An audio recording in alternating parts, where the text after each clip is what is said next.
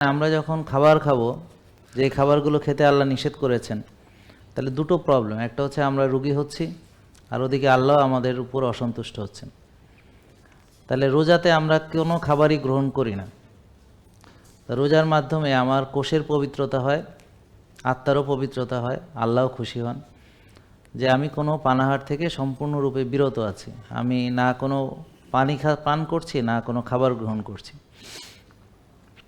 কিন্তু ইফতারের সময় আমি অবশ্যই তৈব খাবো। তাহলে ইফতারিতে আমরা যদি ভাজা পোড়া খাই, তাহলে সেটা একে তো খরচ অনেক টাকা, 3 গুণ বেশি খরচ রমজানে অন্য মাসের চাইতে। তো প্রচুর তেল খায়, প্রচুর চিনি, শরবত, অনেক ডুবো তেলে ভাজা, অনেক কিছুর আয়োজন। তাহলে দেখা যাচ্ছে যে একটা সিয়াম সাধনার মাস, এখানে মনে হচ্ছে আধিক্য। আমি এই যে এই কয়েকদিন রোজা রাখছি, যে আমি শুধু লবণ মেশানো পানি খাইছি।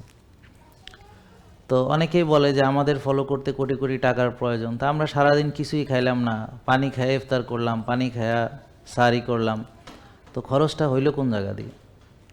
আর এই লাইফস্টাইল মানলে মানুষ ওষুধ থেকে বেঁচে যায়, ওষুধের খরচ বেঁচে যায়, ডাক্তারের ভিজিট লাগে না সুস্থ থাকলে। তাহলে খরচটা হচ্ছে খাওয়া। তা আমরা খাচ্ছি একবেলা অল্প, সেখানে এত খরচ কিভাবে হবে?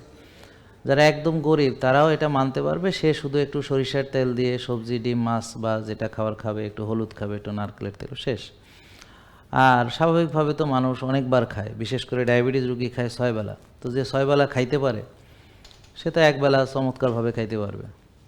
যার 6 বেলা খাওয়ার অর্থ আছে, টাকা আছে, সে তো একবেলা এমনিতে খাইতে পারবে। সে 6 বেলার টাকা জোগাড় করে একবেলা খাবে। জেকে লাইফস্টাইল লিমিটেড, ওষুধ মুক্ত সুস্থ জীবন।